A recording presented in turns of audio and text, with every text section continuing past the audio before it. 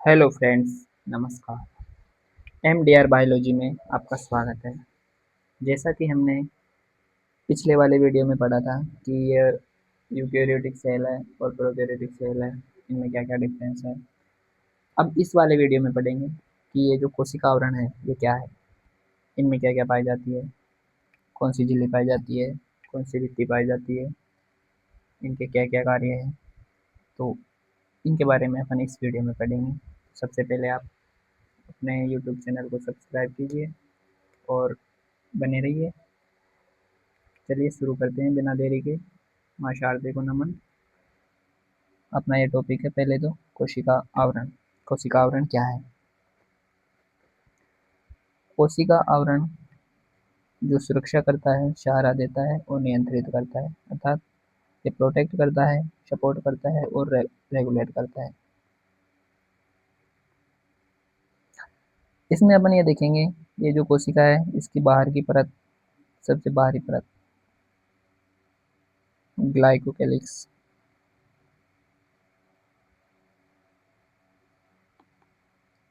होती है। फिर ये जो अंदर वाली है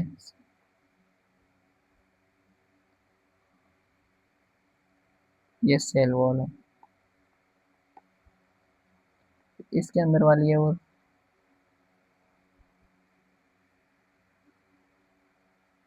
ये प्लाज्मा मेम्ब्रेन।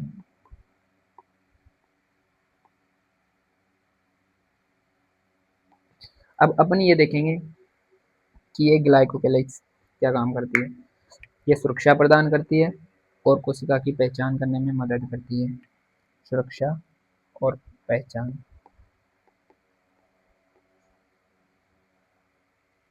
और पहचान करती है ये।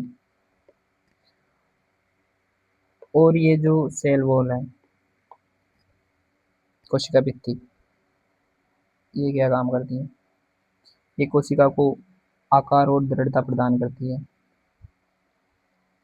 आकार और दृढ़ता।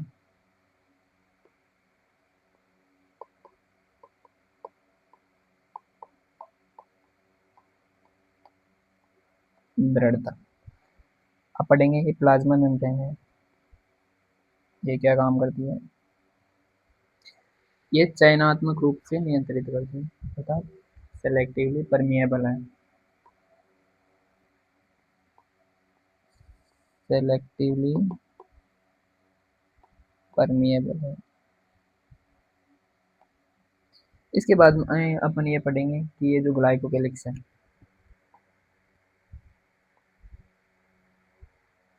ग्लाइकोकेलिक्स ये दो रूपों में पाई जाती है। कैसे कैसे?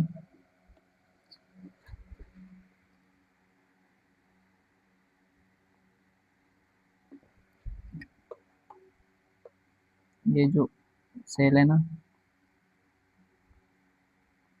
एक तो ऐसे है लूजली बाउंड रूप में, और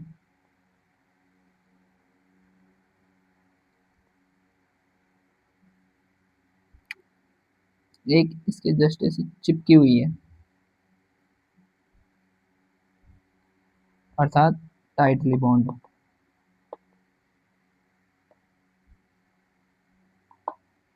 और ये है लूजली बाउंड। लूजली, मेरे ये तो लूजली है।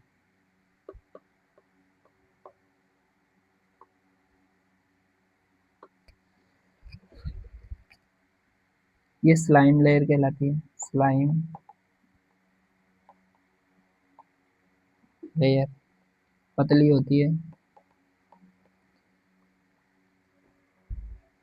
और ये जो ग्लाइकोकेलिक्स है टाइटली बाउंड रूप में होती है।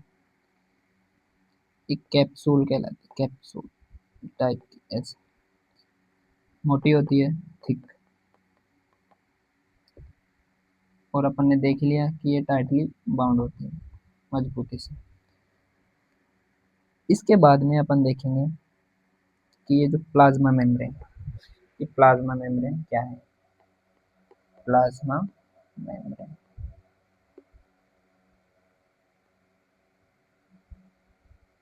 इस वाले अगले वाले स्लाइड में देखिए,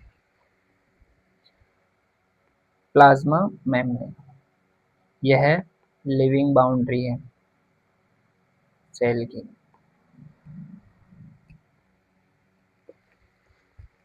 इसकी डेफिनेशन देखते हैं, thin living and selectively permeable membrane, पतली है और चयनात्मक रूप से पारगम्य है।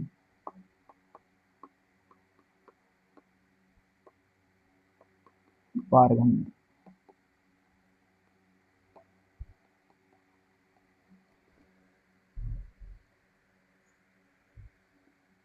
फिर ये जो साइटोप्लाज्म है उसके चारों ओर पाई जाती है।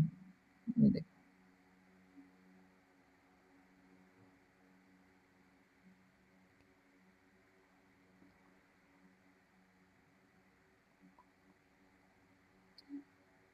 और लिपिड और प्रोटीन से बनी होती है, लिपिड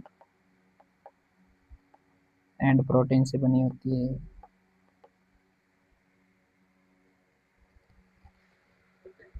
फिर अपन ये देखेंगे आगे इसकी संरचना, प्लाज्मा मेम्ब्रेन की संरचना क्या है क्या नहीं है, अपन सिंपल सी डायग्राम में समझेंगे आगे नेक्स्ट वाली स्लाइड में। अभी तो इसमें ये डायग्राम दिया गया है, अपन बना के ऐसे समझाएंगे। इसमें आप ऐसे देख लो, ये बाइलेयर होती है,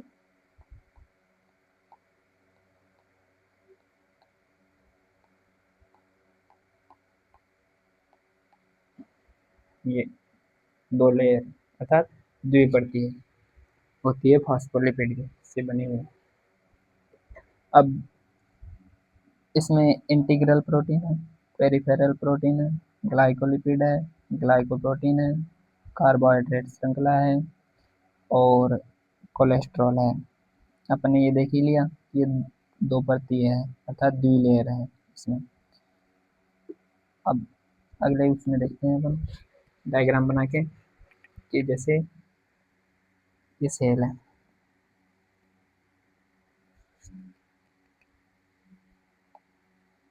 प्लाज्मा मेम्ब्रेन,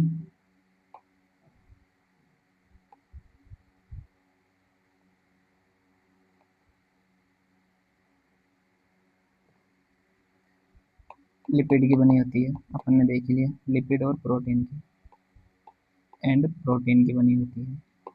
लिपिड में फोस्फोलिपिड। अब ये जो फोस्फोलिपिड है ना,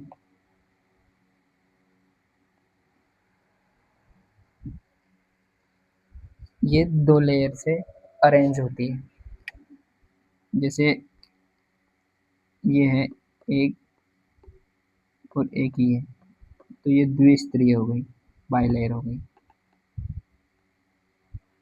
अब अपन इसका डायग्राम बनाते हैं अपने हिसाब से।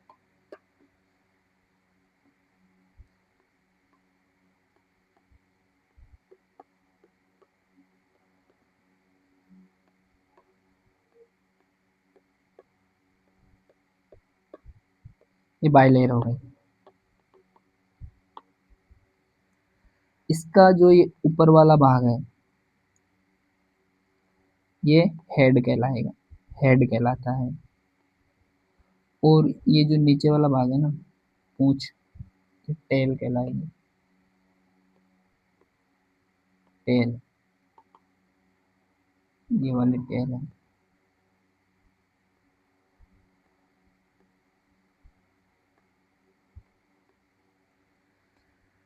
फिर ये तो हेड हो गया, ये टेल हो गई।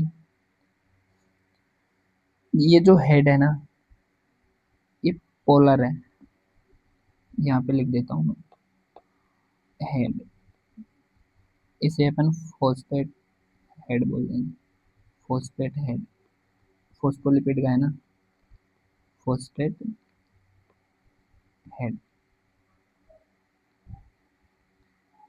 पोलर होता है ये, अर्थात वाटर सोल्यूबल। वाटर सोल्यूबल जैसे ये पानी में घुल जाता है, पानी से प्यार है इसको, हाइड्रोफिलिक है ये। हाइड्रोफिलिक।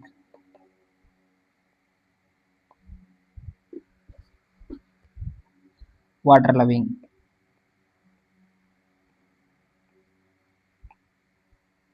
हो गई। अब देखेंगे अपन टेल। ये जो टेल है ना, इसको देखेंगे।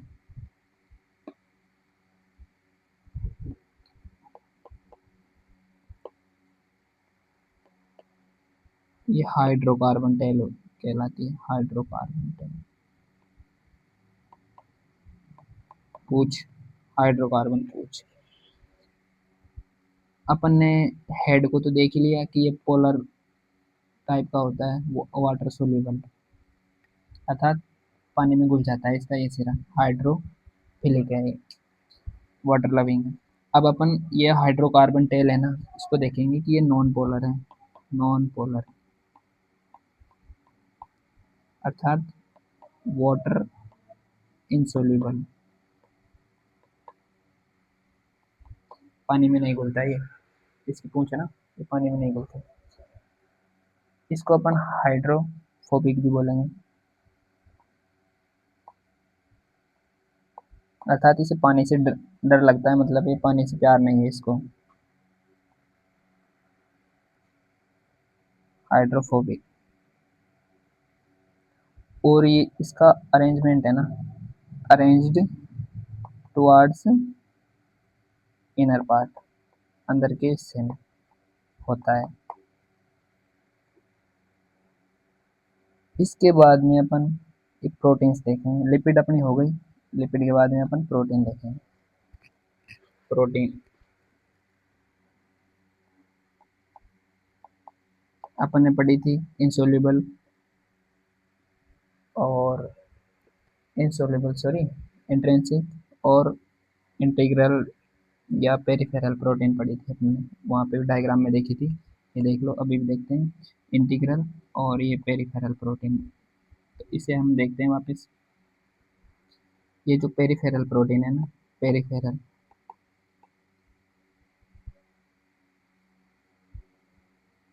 पेरिफेरल या एक्सट्रिंसिक,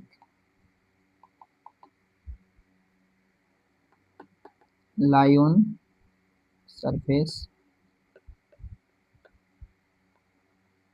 ऑफ मेम्ब्रेन, मेम्ब्रेन के सरफेस पे होती है, and easy to extract, extract करने में ये आसान होती है। इसके बाद में अपन ये देखेंगे कि integral, integral protein,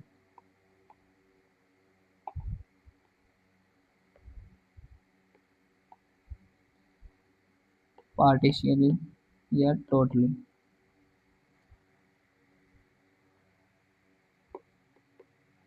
totally buried इन मेम्ब्रेन। और ये ना हार्ड है, हार्ड टू एक्सट्रैक्ट। अब इसको अपन डायग्राम से समझ लेंगे ऐसे। जैसे अपन ने वो हेड टेल ऐसे बनाए थे ना, वैसे वापस बनाते हैं और प्रोटीन को दर्शाते हैं कि कौन सी प्रोटीन कहाँ है, कहाँ नहीं है। जो बाहर की ओर प्रोटीन है ना, ये ये एक्सट्रिंसिक प्रोटीन होगी, एक्सट्रिन,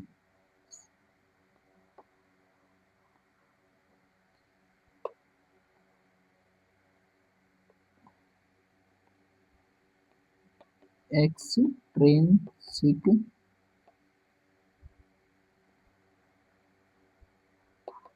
protein.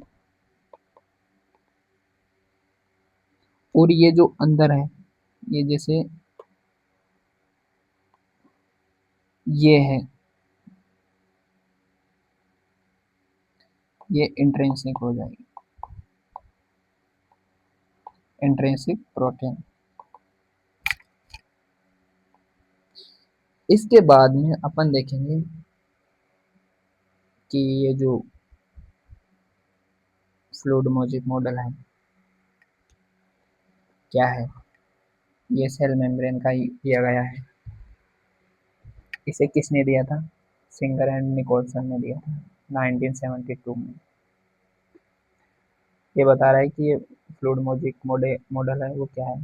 Plasma membrane is dynamic structure in which lipids and protein are arranged like a mosaic in fluid.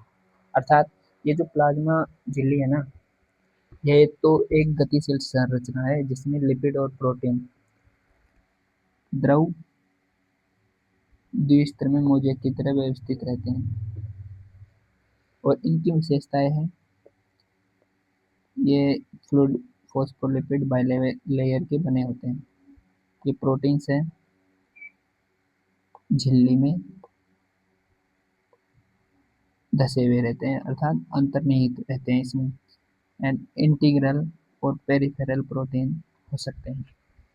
फिर है लिपिड और प्रोटीन मूव लेटरली, पार्श्व दिशा में गतिशील रहते हैं। मूव लेटरली गतिशील रहते हैं। फिर है ये this movement gives the membrane it's fluidity flexibility and dynamic.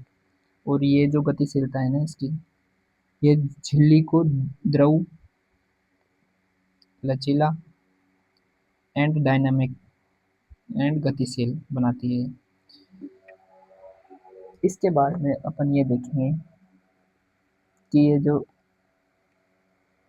Fluid मॉजिक model है इसका इम्पोर्टेंस क्या है, महत्व क्या है। ये झिल्ली को लचीलापन देता है, लचीलापन प्रदान करता है और ट्रांसपोर्ट में सहायक है, पदार्थों के ट्रांसपोर्ट में सहायक है, अर्थात परिवहन में सहायक है। फिर कम्युनिकेशन एंड रिकॉग्निशन अर्थात संचार और पहचान में भी सहायक होता है।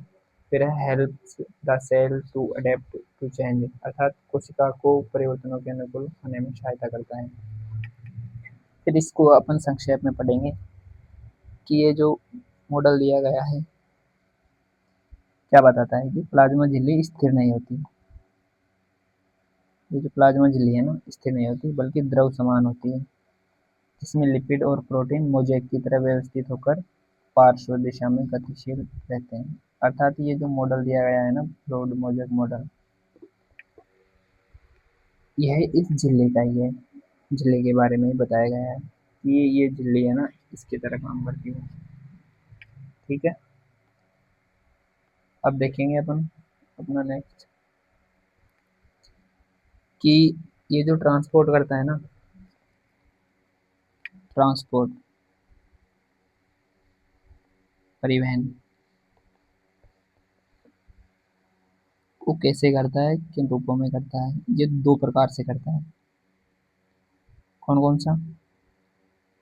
एक तो है पैसिव ट्रांसपोर्ट और एक है active transport. Passive and active या active and passive transport.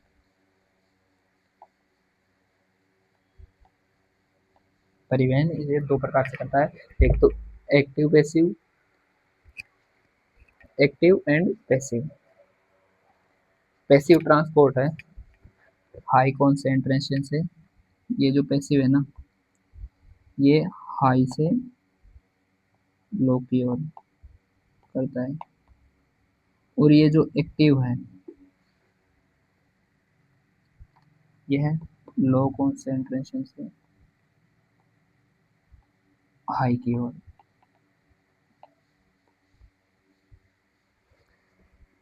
Active में आएंगे जैसे सोडियम पंप है, इसके एग्जांपल होगा सोडियम पोटेशियम पंप।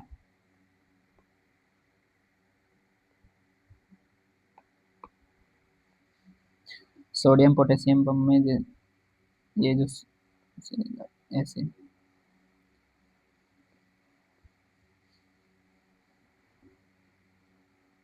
इसमें एक के प्लस तो अंदर आएगा और Na प्लस बाहर जाएगा। Na प्लस बाहर जाएगी। ये सोडियम पोटेशियम पंप हो गया। और हाई टू लो है पैसिव ट्रांसपोर्ट। इसके उदाहरण में सिंपल डिफ्यूजन,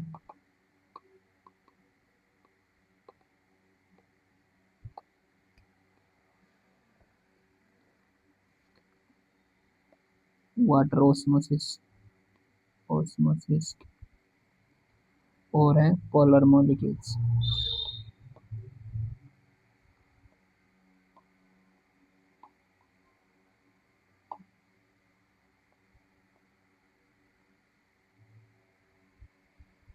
अब ये जैसे हाई कॉन्सेंट्रेशन से लो कॉन्सेंट्रेशन की ओर जा रहा है, तो इसके उदाहरण इसने बता दिए कि इसमें सिंपल डिफ्यूजन है, ऑस्मोसिस है और पोलर मॉलिक्यूलर्स है। तो हाई का जैसे ये ज़्यादा मात्रा है, हाँ, तो इससे कम मात्रा की ओर जाएगा, एक कम मात्रा होगी। और ये जो एक्टिव ट्रांसपोर्ट है ये कम मात्रा है, यहाँ से ये ज़्यादा मात्रा की ओर आ जाएगा।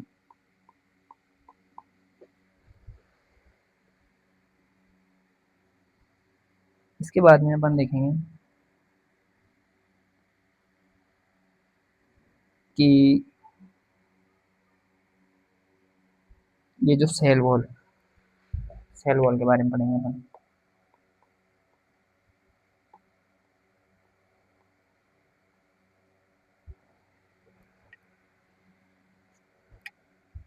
सेल वॉल के बारे में देखेंगे कि सेल वॉल क्या है। सेल वॉल एक नॉन लिविंग है, इंडराइज्ड है।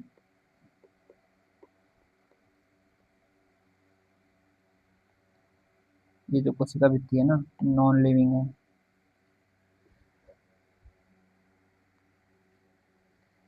और परफेक्ट रहती है, perfect the cell from mechanical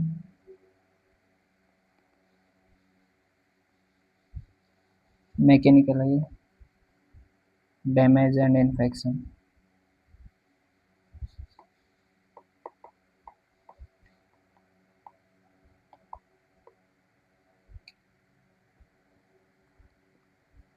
और मदद करती है, helps in cell to cell interaction.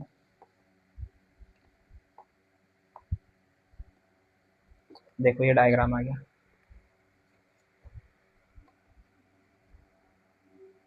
ये जो सेल वॉल है, कोशिका भित्ति, प्लांट में पाई जाती है, प्लांट में परसेंट पादपों में।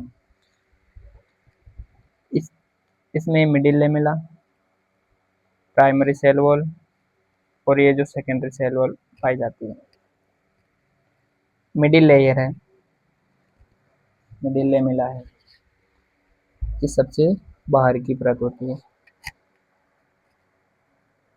जो पेक्टिन की बनी होती है। फिर ये जो प्राइमरी सेल वॉल है, प्राथमिक कोशिका भित्ति, हेमिसेल्यूलोज की बनी होती है और इसमें ये फ्लेक्सिबल है और पतली है। बताया गया है कि ये सेलुलोज से बनी होती है, हेमिसेल्यूलोज से, पेक्टिन से एंड सम प्रोटीन और कुछ प्रोटीन से। फिर आती है सेकेंडरी, ये जो है ना ये सेकेंडरी है। फिर है सेकेंडरी सेल वॉल, ये मोटी होती है एंड राइजिड और राइजिड होती है, mainly made up of cellulose, और ये मुख्यतः ना सेलुलोज से बनी होती है। प्रोवाइड स्ट्रेंथ एंड प्रोटेक्शन, ये प्रोटेक्शन प्रदान करती है। फिर आती है, ये तो प्लाज्मा झिल्ली है ही प्लाज्मा मेम्ब्रेन।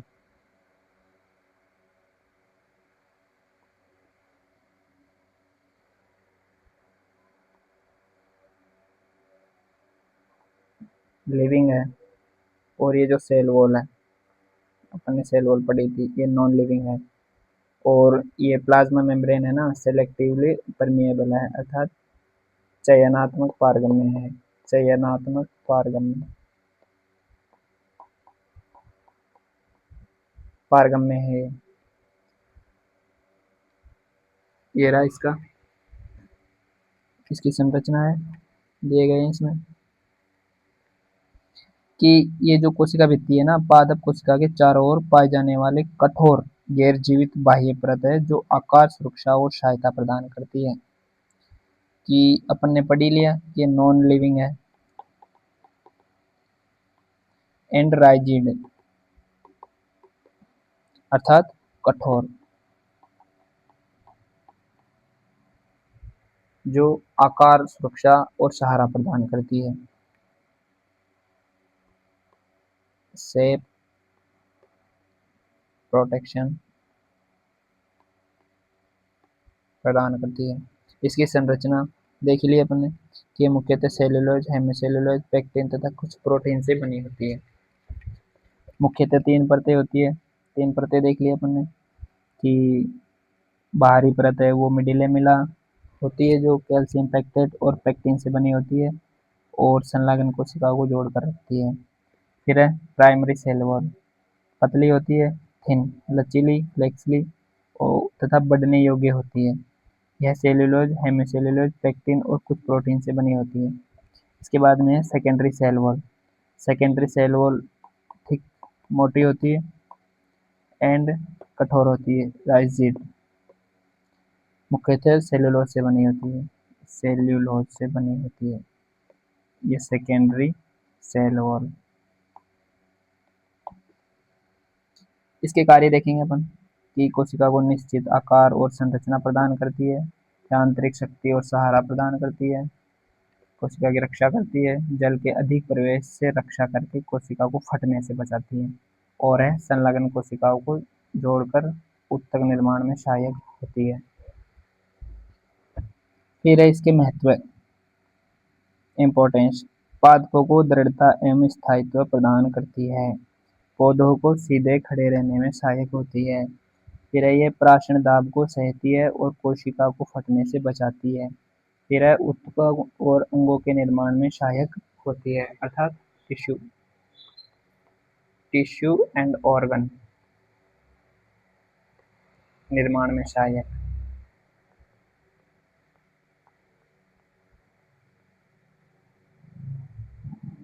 सहायक। इसके बाद में अपन देखेंगे प्लाज्मोडेस्माटा, प्लाज्मोडेस्माटा अर्थात जीव द्रव्य कुंचन।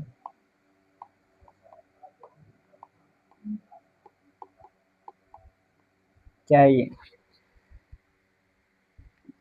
जीव द्रव्य कुंचन एक साइटोप्लाज्मिक इंटरेक्शन है। जो दो कोशिका है ना, ये जो सेल है, ये सेल 1 है और ये सेल 2 है। इनके अंदर ये जो साइटोप्लाज्मिक है ना, ये जो साइटोप्लाज्मिक है एक कोशिका से दूसरी कोशिका में आ जाता है, ये मतलब इनका जोड़ है, इंटरेक्शन है, तो ये प्लाज्मोडेस्माटा कहलाएगा। पहले तो आप इसकी परिभाषा लिख लो कि cytoplasmic connection between two adjacent cell, अर्थात ये जो दो कोशिकाएं हैं